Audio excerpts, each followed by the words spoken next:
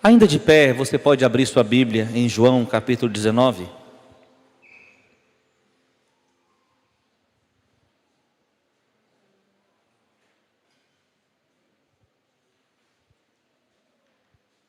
A partir do verso 31.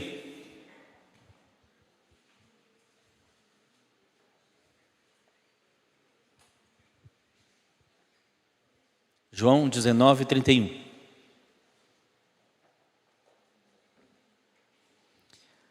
Quantos percebem que Jesus está aqui? Não é gostoso perceber isso, gente? Ah, que presença! Aleluia! Ele está. Vamos a esse texto.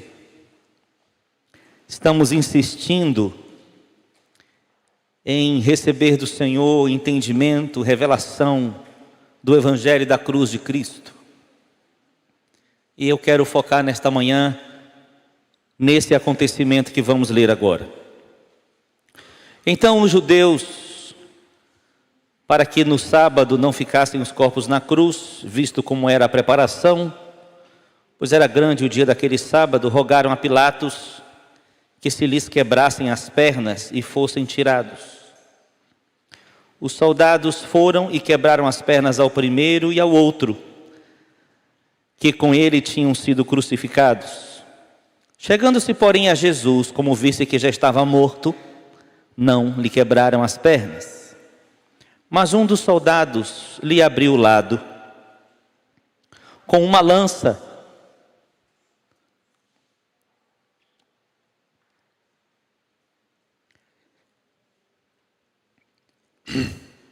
e logo saiu sangue e água.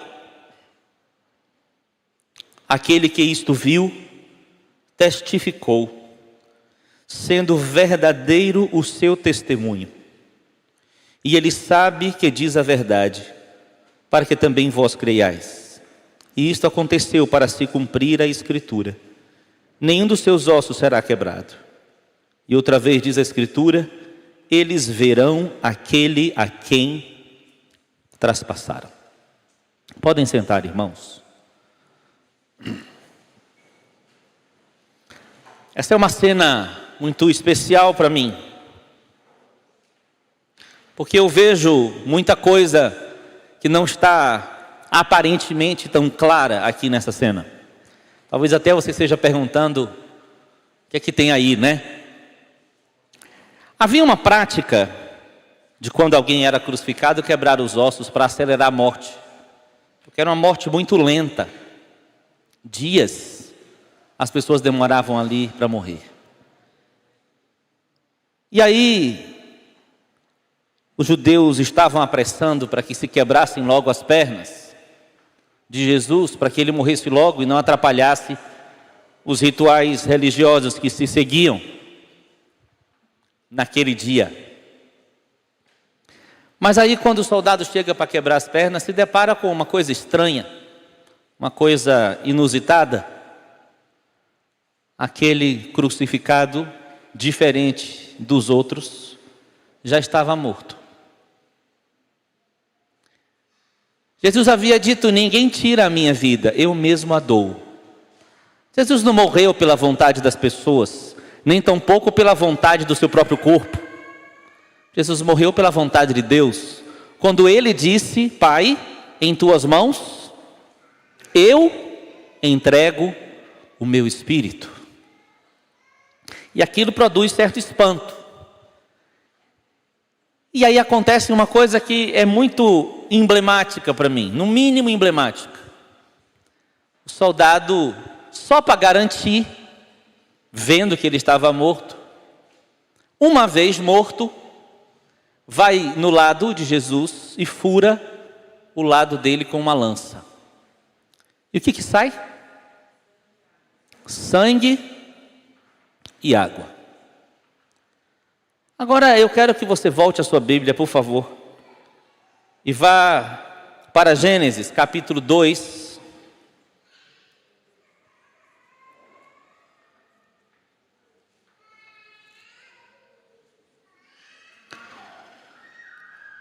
Quem achou, diga amém.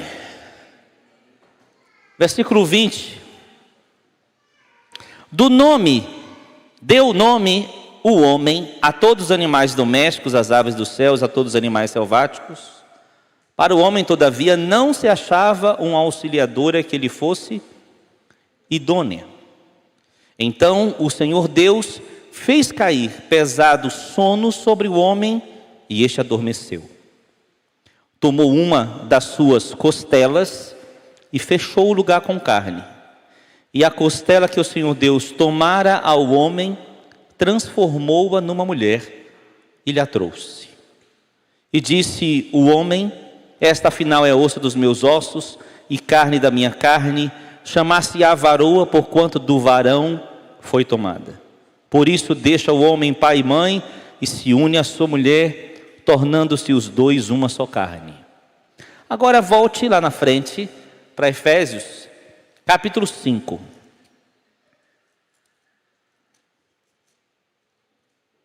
Quem achou, diga amém.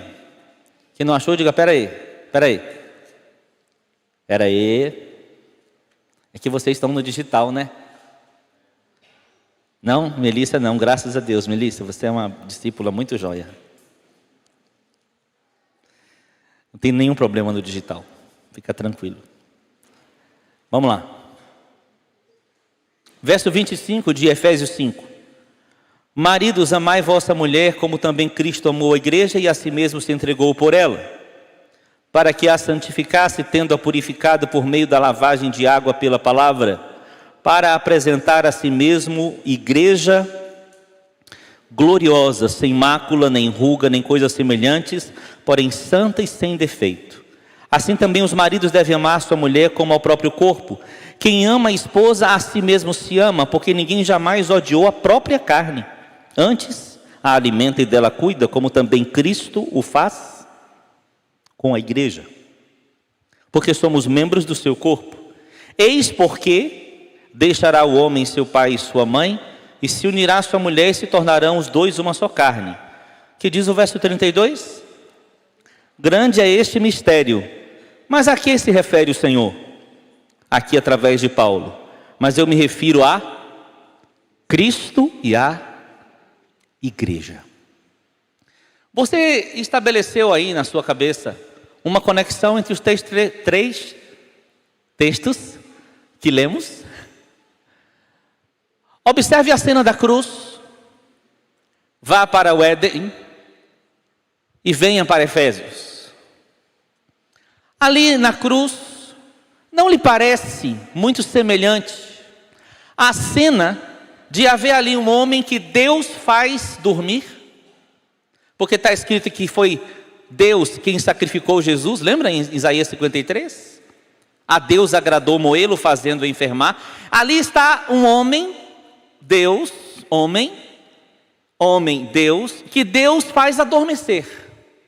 E quando ele adormece, quando ele morre, do lado dele, colocam uma espada e sai sangue e água.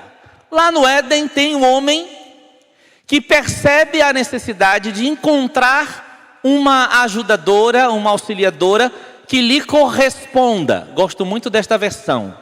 Algumas versões têm uma auxiliadora idônea, outras têm que lhe corresponda, que seja coerente com ele, que ele possa se unir a ela e se tornar um só, ok? E aí Deus faz Adão dormir. Quando era a hora de Adão receber esta auxiliadora idônea, essa auxiliadora que lhe correspondesse, Deus faz Adão dormir. E de onde Deus tira para fazer a mulher? Da costela. Onde fica a costela? Do lado. E Deus faz a mulher a partir do que sai de Adão. E aí nós vamos para Efésios e vemos a revelação que o apóstolo Paulo tem do que ele chama de mistério mais revelado. E ele fala desse mistério falando de casamento, de homem e mulher, marido e esposa. E aí ele fala que o mistério, na verdade, que ele está falando no versículo final que lemos, grande é esse mistério a respeito de Cristo e da igreja. Então isso me faz perceber que existe uma semelhança, no mínimo didática, entre o que aconteceu na cruz naquele dia e que os homens não viram, estava oculto aos olhos deles, mas Deus viu e foi uma realidade realizada por Jesus ali. Assim como Deus realizou Eva para Adão. Eu pergunto aos irmãos, não foi Jesus aquele que deixou seu pai para vir a fim de comprar e conquistar uma certa mulher cheia de problema? Ou você acha que você não tem problema? E eu tenho. Uma mulher cheia de problemas. E a gente pode citar aqui os nomes de cada um de nós e saberemos quais são os problemas. Mas vamos para frente. Uma mulher cheia de problemas. Para tornar ela sem mancha, sem mácula e sem ruga. E para tornar esta auxiliadora idônea, ele morre. Ele compra. E Deus faz essa mulher a partir daquilo que tira dele, a partir da obra dele, não a partir do que nós somos, mas a partir do que ele é. Amém ou não? Quais foram os dois elementos que saíram na hora que foi furado Jesus? Sangue e água. Você percebe sangue e água na Escritura? Vamos nos lembrar que Jesus nos comprou para fazer da gente sua noiva com o seu sangue.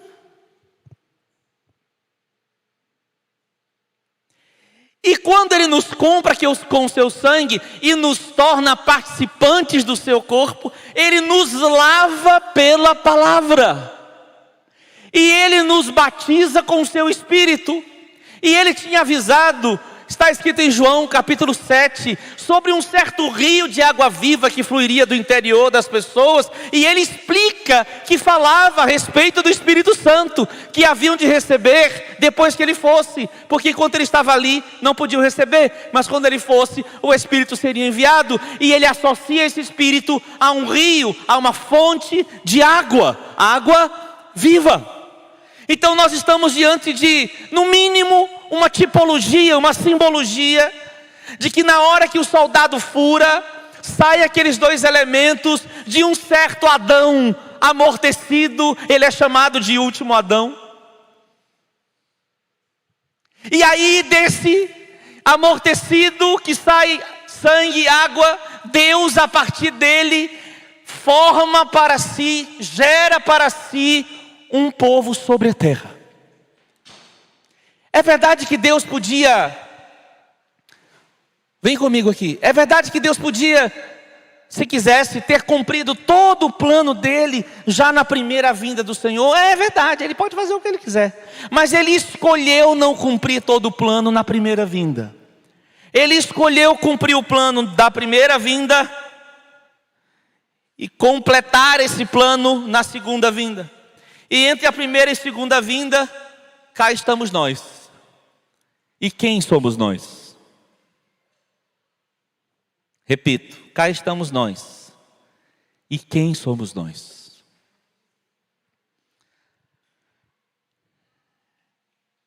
Interessante que a época em que Jesus se manifesta em Israel e exerce seu ministério era uma época de muitas controvérsias.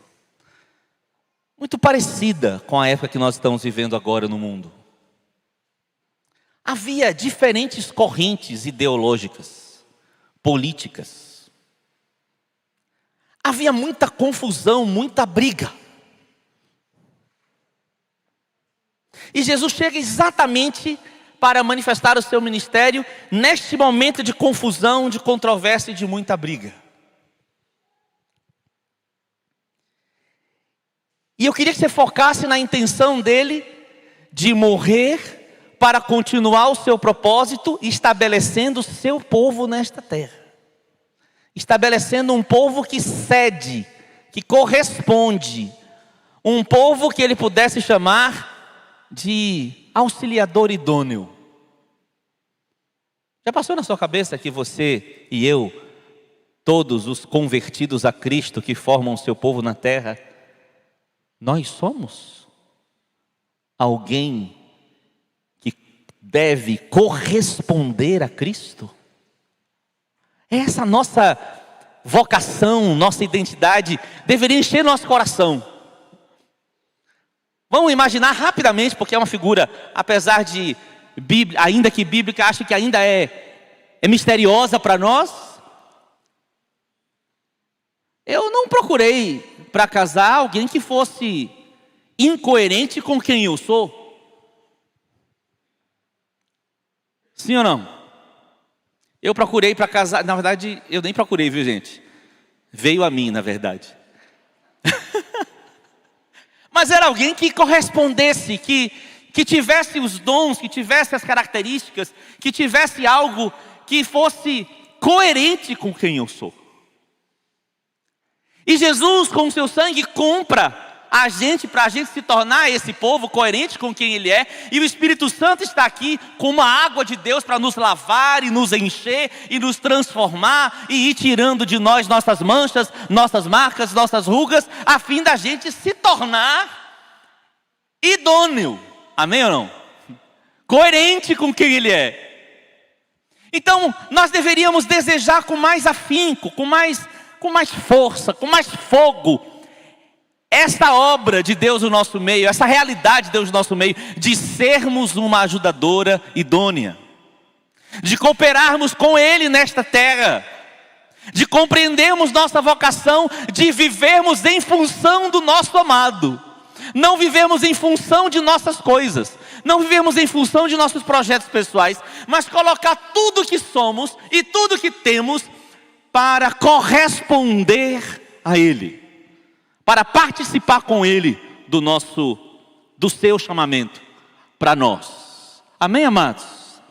Agora, você me permita ir para um outro texto e depois eu volto a esse ponto, porque eu considero que essa situação que nós vamos ler, você pode abrir em João capítulo 11, ela é assim,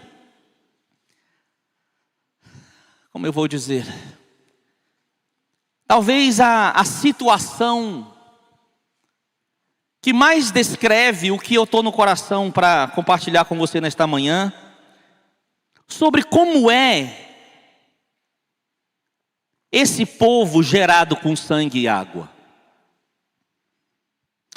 Queria muito que Deus fizesse a gente ficar diante de um espelho e a gente deixasse o Espírito Santo ir nos revelando, lembra? Como por espelho, sendo transformado à imagem dele, que nesta manhã o Espírito Santo nos coloque no espelho em que a realidade de Cristo e da igreja vai se tornando a nossa revelação para se tornar a nossa prática. Amém, amados? Evangelho de João, capítulo 11, tem aquela situação que eu inclusive já ministrei aos irmãos em tempos atrás, muito linda, e eu quero falar dela de novo com alguns detalhes. João capítulo 11, a partir do verso 47. Não, vamos ler a partir do verso 53. Desde aquele dia, resolveram matá-lo. De sorte que Jesus já não andava publicamente entre os judeus, mas retirou-se para uma região vizinha ao deserto, para uma cidade chamada Efraim. E ali permaneceu com os discípulos. Estava próxima a Páscoa dos judeus e muitos daquela região subiram para Jerusalém antes da Páscoa para se purificarem. Lá procuravam Jesus, estando eles no templo, diziam uns aos outros: que vos parece? Não virá ele à festa? Ora, os principais sacerdotes e os fariseus tinham dado ordem para, se alguém soubesse onde ele estava, denunciá-lo a fim de o prenderem. Fica com a Bíblia aberta. Nós vamos continuar a leitura, mas quero chamar a atenção aqui do que já lemos. O que é que estava acontecendo? Estavam tentando fazer o que com Jesus? Matá-lo. Era um ambiente de perseguição, de oposição, de resistência a Ele. Onde Jesus estava? Jerusalém. Ele vai para qual cidade? Efraim. Olha o que diz agora o capítulo 12. 6 dias antes da Páscoa, foi Jesus para Betânia, onde estava Lázaro, a quem ele ressuscitara dentre os mortos. Deram-lhe, pois, ali uma ceia.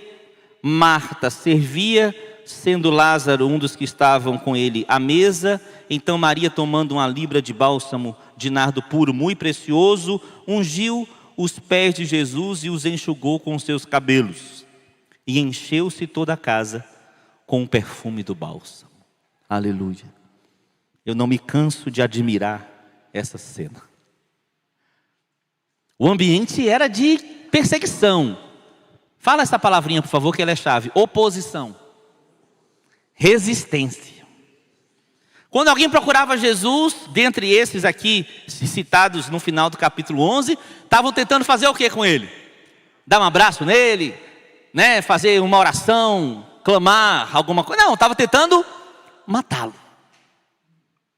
E eu quero te falar uns detalhes, porque na Bíblia para mim não existe detalhe ao acaso, né?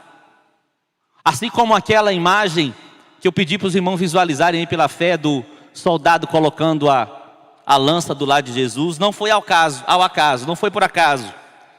Também essa situação tem alguns detalhes que não são produto do acaso. Quer ver? Jerusalém, posso dizer que significa a cidade da perfeição, onde tudo é perfeito. Efraim é a cidade frutífera. Sabe o que é Betânia? Cidade da aflição. Interessante que Jesus sai da cidade da perfeição, dá uma passada na cidade frutífera, mas ele está procurando um lugar para ele ficar em paz,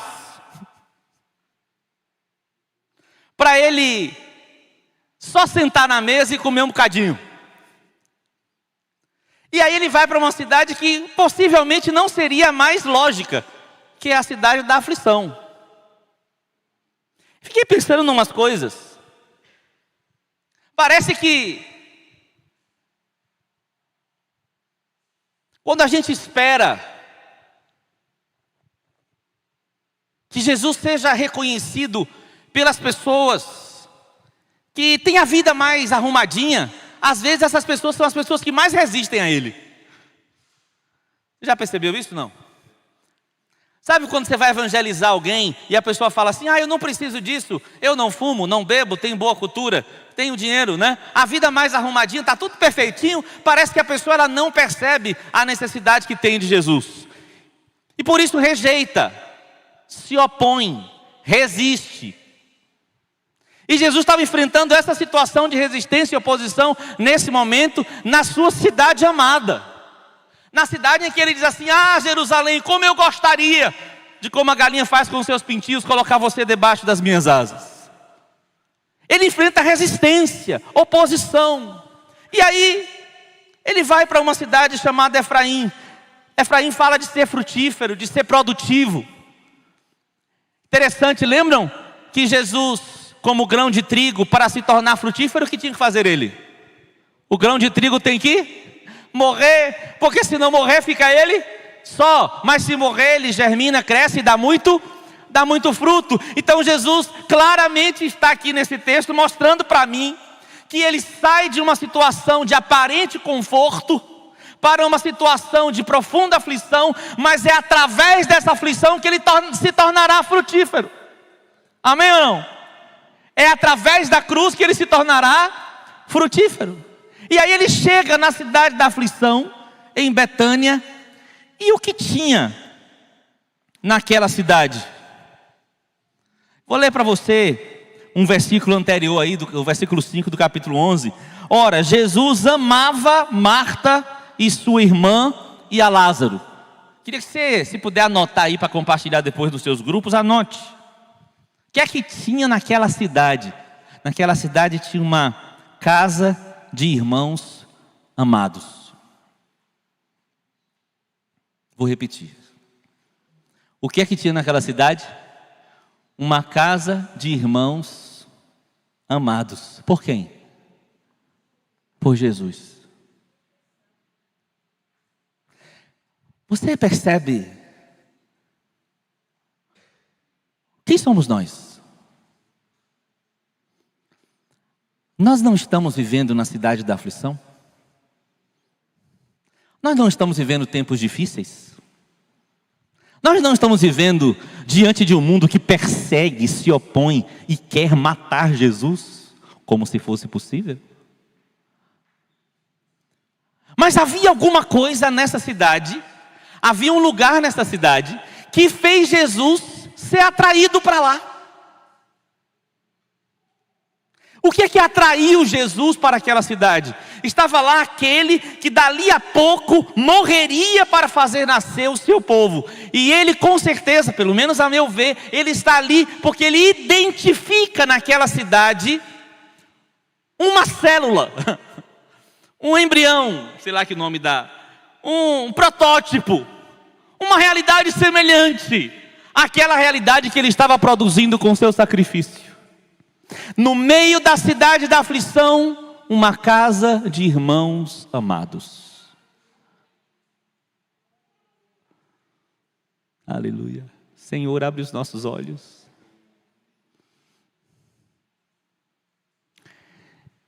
Aí fora, entre as nações, tem muita resistência, muita oposição. É ou não é? Mas sabe, o que tem confesso aos irmãos, me abalado nesses dias? Não é a oposição que existe nas nações amotinadas contra Deus, porque isso é bíblico, é previsto. Mas são as resistências, oposições e confusões que ainda existem na igreja. E eu quero convidar o nosso povo a gente lutar contra a nossa carne, para oferecer a Jesus um lugar de paz. Rapaz, eu não ouvi nem um amém, velho. Mas você falou, é porque eu não ouvi, claro. Desculpa aí. Você está entendendo?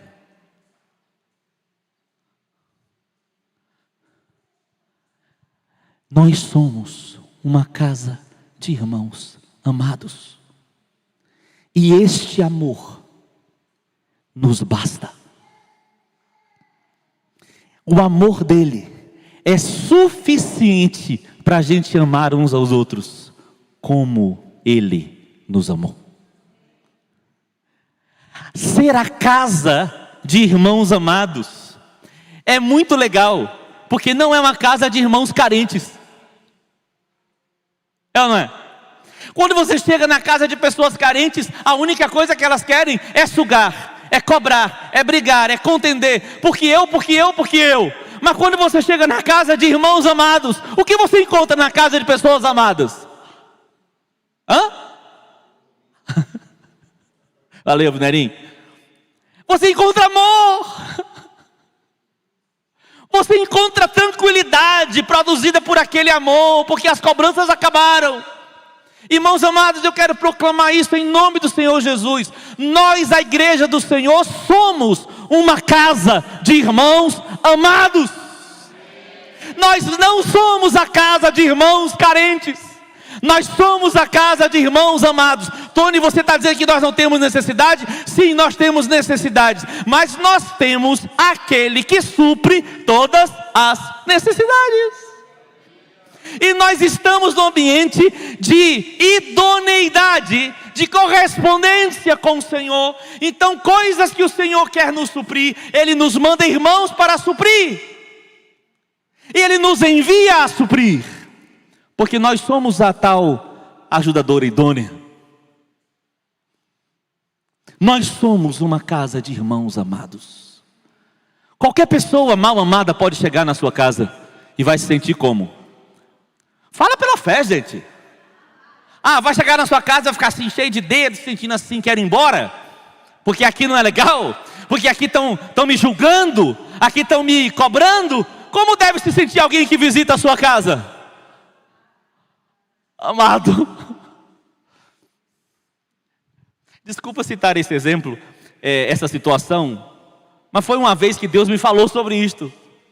É que foi lá em casa uma pessoa, e quando ela sentou à mesa conosco, ela falou assim: a casa de vocês é interessante. Eu diria que a casa de vocês é uma casa terapêutica. Eu não sei se ela quis dizer que era uma casa de loucos. Estou na dúvida, eu estou querendo acreditar, né? Que ela estava dizendo que poderia ser uma casa de ajuda. Mas quando ela falou assim, a casa de vocês é terapêutica, fiquei pensando, a igreja precisa ser terapêutica. É ou não é? Porque o mundo está cheio de pessoas não amadas, carentes, perturbadas. E nós somos chamados a ser uma casa de pessoas amadas. Como disse Jesus, como disse João, Jesus amava Marta, sua irmã e Lázaro. Agora, outra coisa que tinha nessa casa. Em João 11:11, Jesus se refere a Lázaro como nosso amigo. Sabe que coisa linda? João 11 é quando fala da morte e ressurreição de Lázaro, né? Começo do capítulo que nós começamos a ler. E lá Jesus, quando se refere a Lázaro, nosso amigo está morto. Dorme, vamos lá. Que tal? Podemos dizer que na casa da aflição, ou melhor, na cidade da aflição, no tempo da aflição, Jesus encontra uma casa de amigos? Oi, sim ou não? Responde, amigo. Você é amigo? Você é amigo ou perseguidor? Você é amigo ou está querendo matá-lo? Desculpa a pergunta óbvia, mas não é maravilhoso a gente pensar nisso? Quem somos nós? Nós somos uma casa de amigos. Amigos de quem? Amigos do nosso mestre. Agora vamos ver na Bíblia se nós somos mesmo? Como é que Jesus qualifica um amigo? Olha João, passe umas páginas aí, para João capítulo 15. Vamos ver como é que Jesus qualifica um amigo. Verso 15 de João 15 diz: já não vos chamo servos, porque o servo não sabe o que faz o seu senhor, mas tenho-vos chamados o quê? Tenho-vos chamado amigos, porque tudo quanto ouvi de meu Pai, vos tenho dado a conhecer. Não foste vós que escolhestes a mim, parará. Me fale aí, qual é a característica que esse texto nos fala de amigo? Verso 15. Alô? Igreja linda? Verso 15. Amigo de Jesus, acontece o que com ele? Olha, vou ler de novo. Tenho-vos chamado amigos, porque tudo quanto ouvi de meu Pai, vos tenho dado a conhecer. Os amigos são aqueles que sabem o que Deus está fazendo, o que Deus está falando, o que Deus está querendo realizar. Os amigos conhecem o propósito. Os amigos ouvem a voz de Jesus. Os amigos andam próximos dele e olham para ele e ouvem ele. Quando ele diz, é isso que eu quero fazer, os amigos dizem, é isso que nós também queremos fazer. Sim ou não? É evidente que, como disse João Batista, quem tem a noiva é o noivo. Mas os amigos do noivo, aqueles que têm ministério com a noiva, têm uma realização. A realização é que a voz do noivo seja ouvida. E João Batista disse, eu já ouvi, e nisso me alegro. Então a primeira característica que eu quero chamar a sua atenção para uma casa de amigos é gente que ouve a voz de Deus. Gente que tem conhecimento do coração de Deus. Gente que não fica procurando conhecer muitas coisas, muitas vozes. Não, mas gente que tem o interesse em conhecer a voz do amado. E prestar atenção no que ele está dizendo, no que está clamando o seu coração. Ali estava Lázaro, a quem Jesus chamou de amigo. Então é porque Lázaro recebia as notícias do que Jesus estava ouvindo do Pai e estava empenhado em realizar. Agora o verso 14 que diz: vós sereis meus amigos? Quando fizerdes o quê? O que vos mando. Interessante. Outra característica: obediência. Sabe, irmãos, nós vivemos dias de uma experiência muito almática, muito sensual. Então, bom, eu vou falar disso quando falar o seguinte, mas amar a Deus não consiste em experiências de alma, em arrepios, em canções melosas. Faz tempo que Deus disse sobre um povo que o honrava com seus lábios, mas o coração estava distante dele. Não, nós não somos esse, em nome de Jesus, profeticamente estou afirmando, nós não somos desse tipo de gente que honra com os lábios e afasta o coração. Nós somos daqueles que entregam o coração, e porque o coração fala, a boca fala de que o coração está cheio, a gente até honra com os lábios. Amém ou não? Mas aqui temos Jesus dizendo: vocês são meus amigos, porque vocês me obedecem. Nós somos chamados nesse tempo de aflição a sermos um povo de obediência rápida, de obediência tranquila. O que é obediência tranquila? É uma obediência sem oposição ao nosso Senhor. Estou falando dele e da gente, estão me entendendo? É quando o Senhor dá para você uma palavra, dá uma direção, você diz: ok, Senhor, eu estou contigo, porque você está conhecendo aquilo que Ele está fazendo.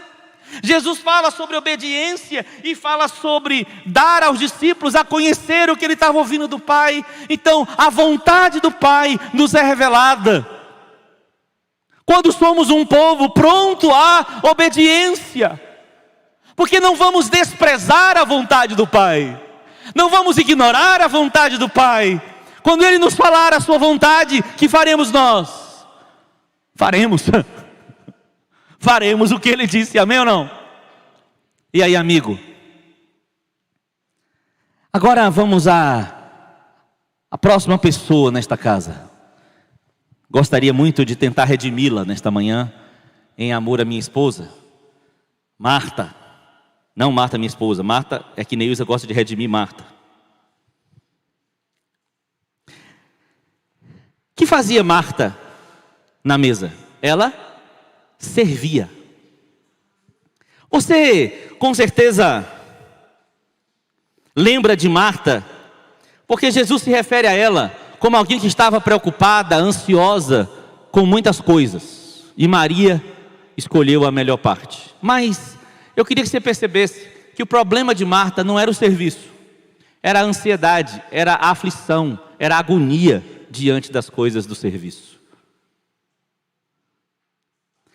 Porque essa Marta, na situação em que Lázaro morre e ela encontra Jesus, ela diz claramente: eu creio que você é o Messias. Era alguém que estava respondendo ao chamado, estava reconhecendo Jesus. E quando Jesus entra nesta casa, ela se ocupa com o serviço. Eu pergunto aos irmãos: por acaso a igreja do Senhor não fica bonita quando todos nesta casa têm uma atitude de serviço? Sim ou não? Uma atitude de serviço é uma atitude de ofertar, é uma atitude de oferecer, não é uma atitude de exigir e nem uma atitude de indiferença. E aí nós vamos lá para Filipenses capítulo 2 e lembramos, né? Tende em vós a mesma atitude que houve em Cristo Jesus, o qual, sendo Deus, não considerou isso como uma coisa que devia se apegar, mas esvaziou-se a si mesmo, assumindo a forma de servo. Jesus aqui na terra em carne era servo de Deus, servindo para oferecer um sacrifício definitivo.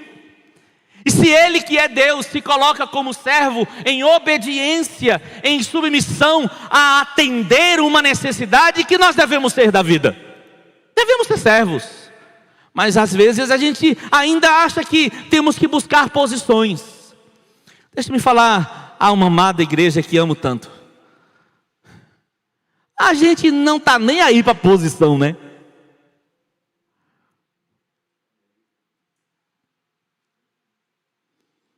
A gente está procurando a quem servir.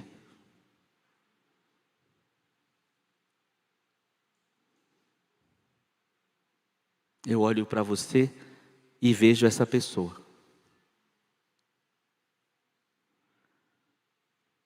Vocês concordam que a Fátima, ela procura quem servir? Quem conhece ela sabe o que eu estou falando. Às vezes vem uma pessoa falar para mim de uma necessidade, e a pessoa fala de necessidade e diz assim: mas eu já falei com a Fátima.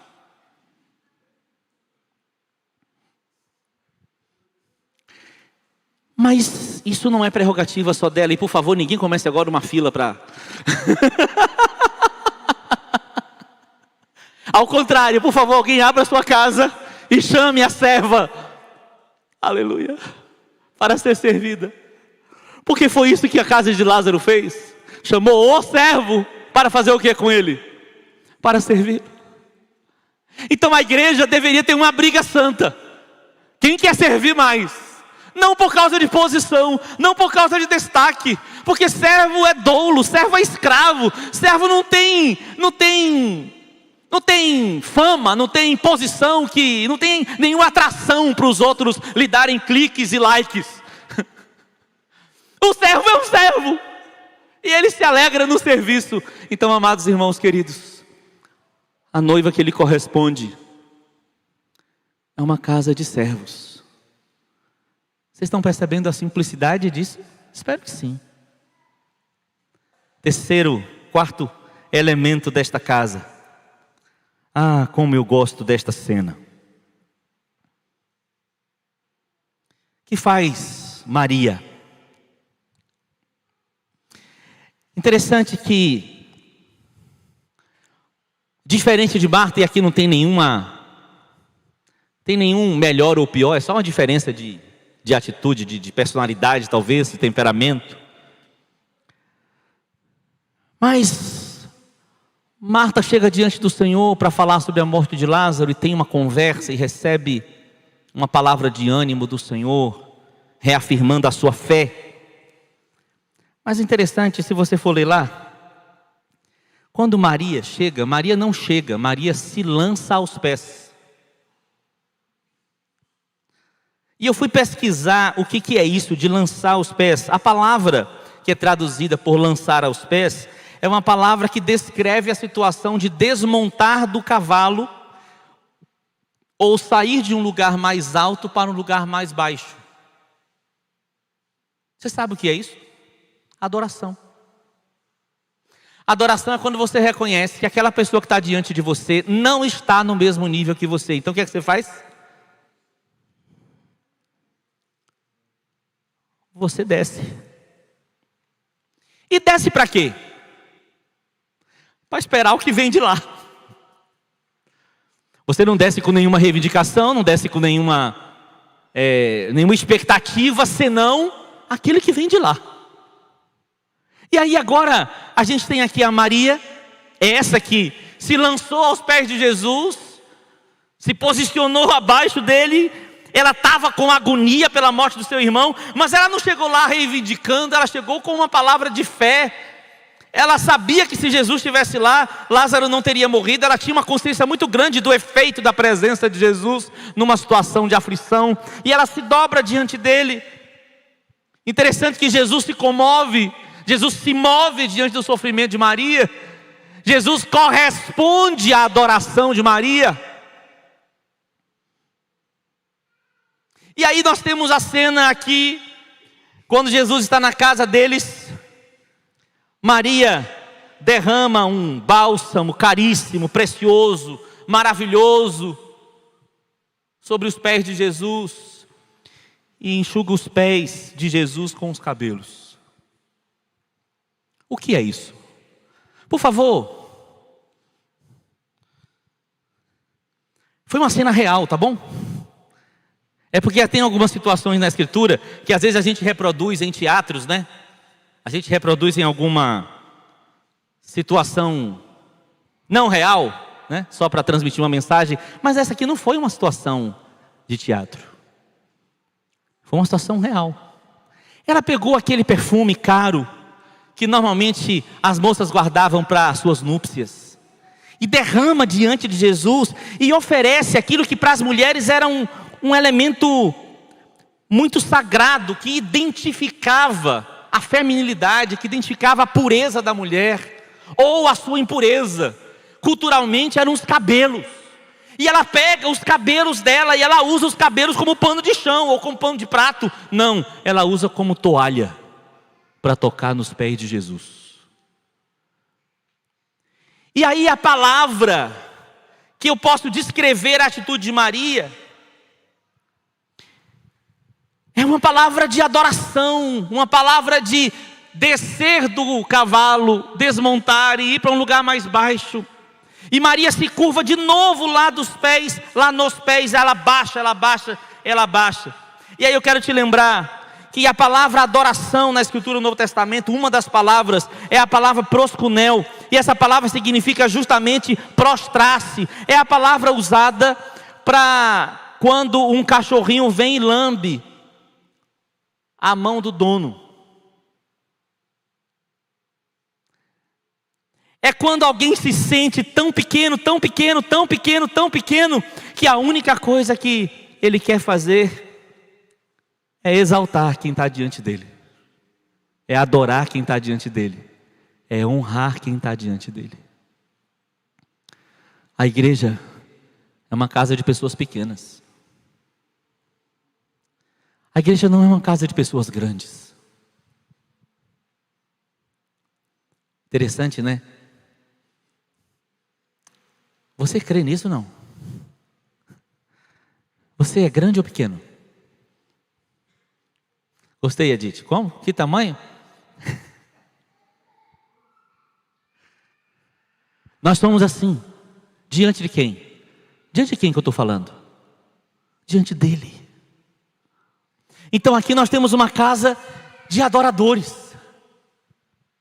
Nós temos uma casa que atraiu Jesus então, porque tinha gente que era amigo dele, tinha gente que era servo dele e tinha gente que era adorador dele. Igreja querida, nós estamos vivendo tempos complicados. Eu não sei quanto tempo nós teremos ainda de liberdade como igreja. Não sei. Oro para que a gente tenha algum tempo mais para a gente se preparar melhor. Mas eu não sei, há uma agenda mundial que confirma as escrituras que dizem que a igreja vai passar por perseguição. Qual é a igreja que Deus quer vivendo nesse tempo de cidade da aflição? Não seria assim? Uma igreja assim, simples, de gente amada, de gente amiga, de gente serva e de gente que não perde o foco no Senhor, cuja obstinação é descer, descer e descer para adorar, adorar e adorar, e falar do seu nome, exaltar seu nome e fazer o seu nome conhecido, mesmo no meio da aflição. Assim somos nós. Quando Jesus estava lá na cruz e Ele morreu para comprar a igreja, Ele morreu para comprar um povo desse jeito, para formar um povo desse jeito, um povo singelo, um povo humilde, mas um povo imparável. Você pode até fechar as portas de outros lugares para a igreja, mas você jamais pode fechar as portas da igreja. Sabia disso não? A igreja está sob o controle do nosso Senhor. Então minha pergunta, para concluir essa mensagem com os irmãos: o que é uma igreja atraente? Por favor, olha para cá, bem, não pisca não. O que é uma igreja atraente? Você sabia que as pessoas estão procurando igrejas atraentes? O que é uma igreja atraente? Estou coçando para não dar uns exemplos contrários aqui, mas...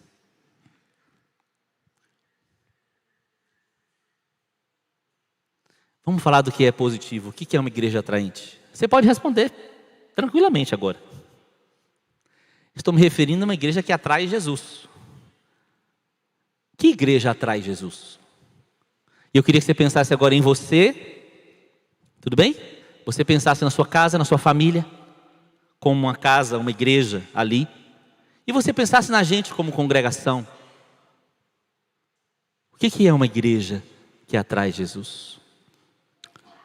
É uma casa de gente amada, que oferece amor porque está bem suprido. É uma casa de amigos que vivem para obedecer o Senhor, ouvir sua voz e obedecê-lo.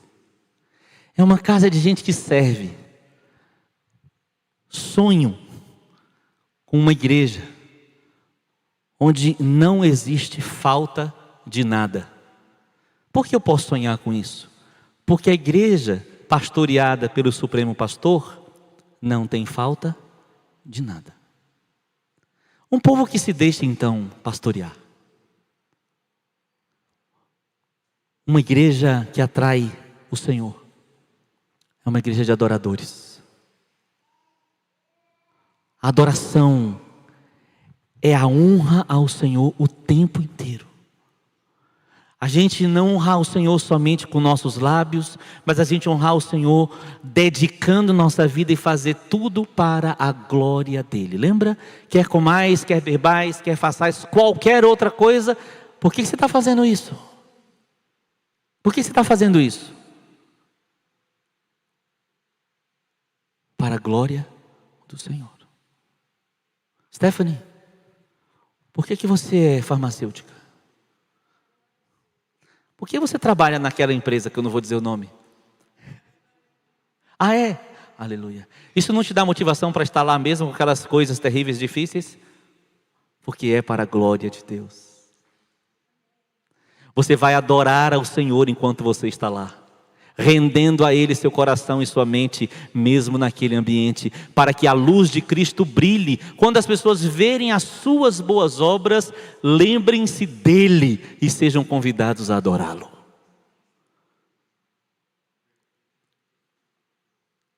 Para que você está naquela escola? Para que você está naquela rua? Para que você está naquela casa? Você está lá para a glória de Deus. Assim é a igreja. Quero concluir lendo um texto muito conhecido que fala dessa igreja atraente, atraindo pessoas. Veja, a igreja que atrai o Senhor também atrai pessoas. Quais pessoas? Qualquer uma? Não. Aquelas que estão à procura do Senhor. Abra aí em Atos. Quero chamar a atenção de uma expressão. Atos capítulo 2. Senhor Jesus, vem aqui e nos revela esta nossa identidade. Aleluia.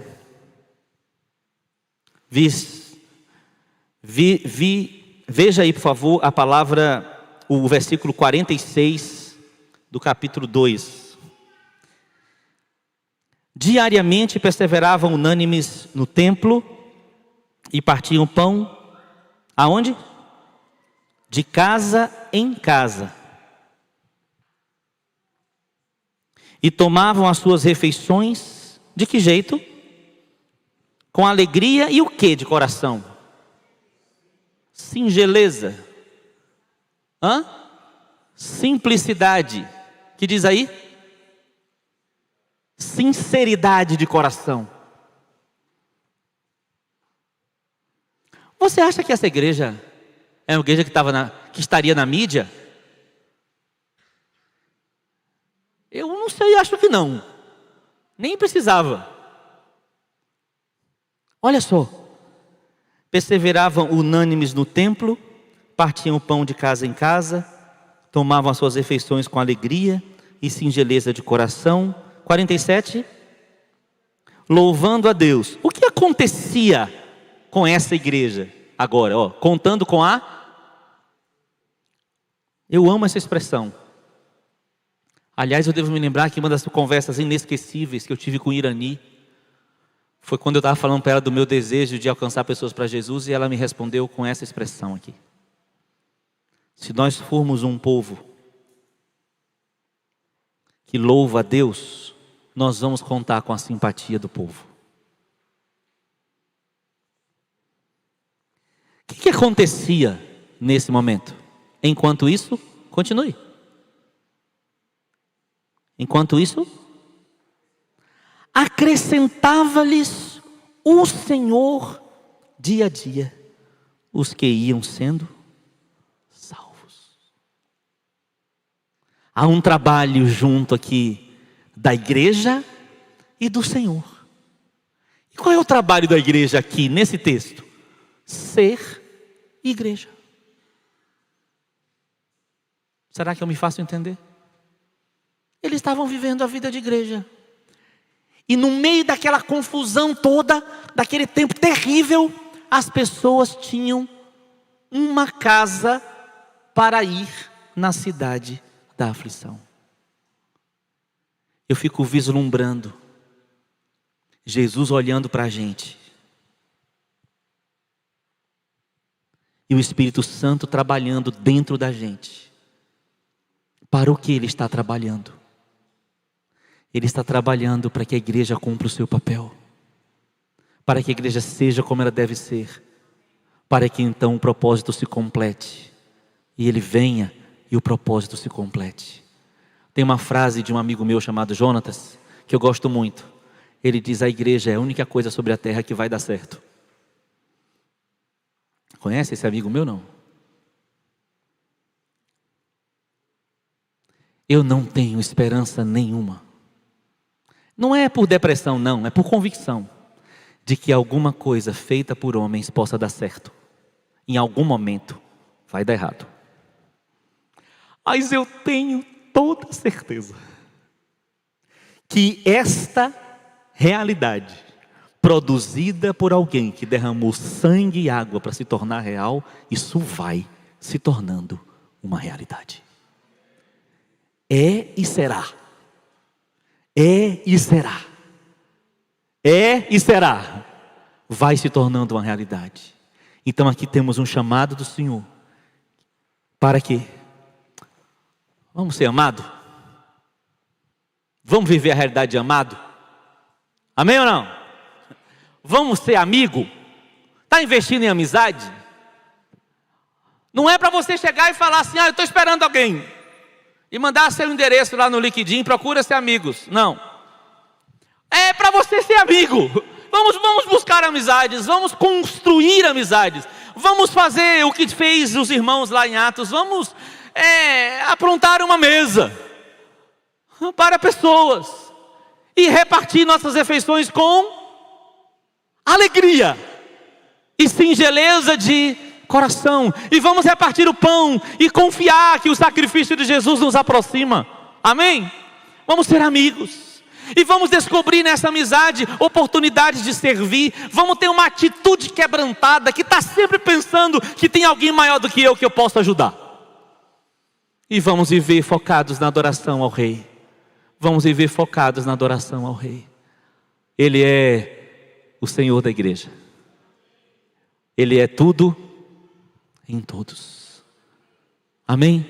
Pode curvar sua cabeça um instante e dar uma resposta pessoal ao Senhor sobre esta palavra? Uma resposta pessoal ao Senhor pode ser uma boa.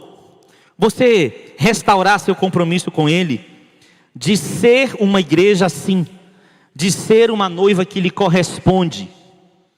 Ah, Senhor amado, o Senhor é o amigo, o Senhor é o servo, o Senhor é aquele que se dobrou diante do Pai para lhe fazer toda a vontade.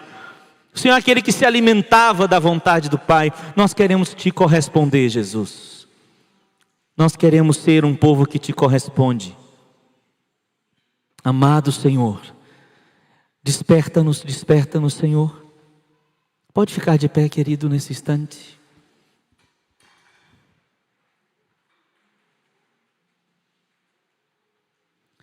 Desperta-nos, Senhor, para sermos uma igreja que atrai. Faz-nos ser um povo atraente. Faça-nos ser um povo atraente, Senhor. Ei.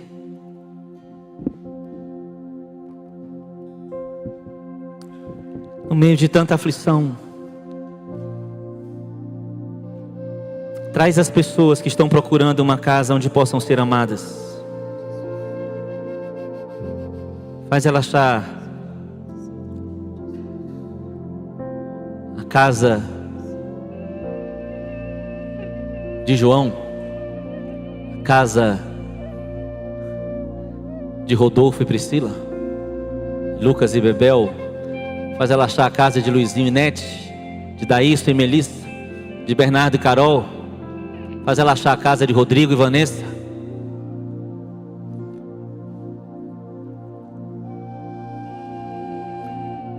Desprende-nos, Senhor, de tudo que nos impede de sermos esse povo singelo.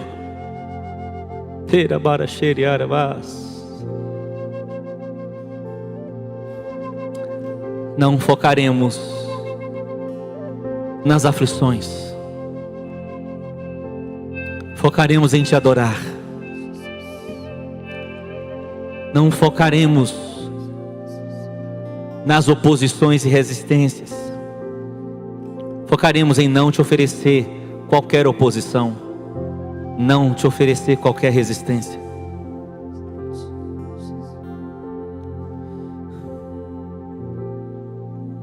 Tens um povo, Senhor. Esse povo está crescendo. Esse povo está se espalhando.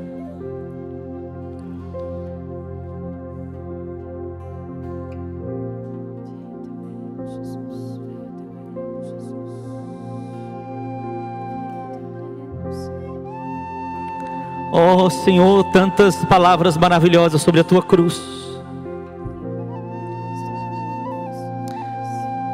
Ah, sim, a tua cruz teve poder para gerar esse povo.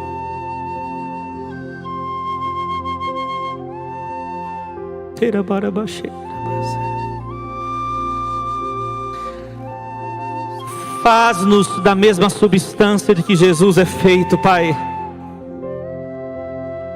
Faz-nos no sentido de seu caráter, de sua verdade, de seu espírito. Torna-nos semelhantes, cada dia mais semelhantes, cada dia mais semelhantes ao nosso amado Jesus. Faz-nos a auxiliadora que lhe corresponde.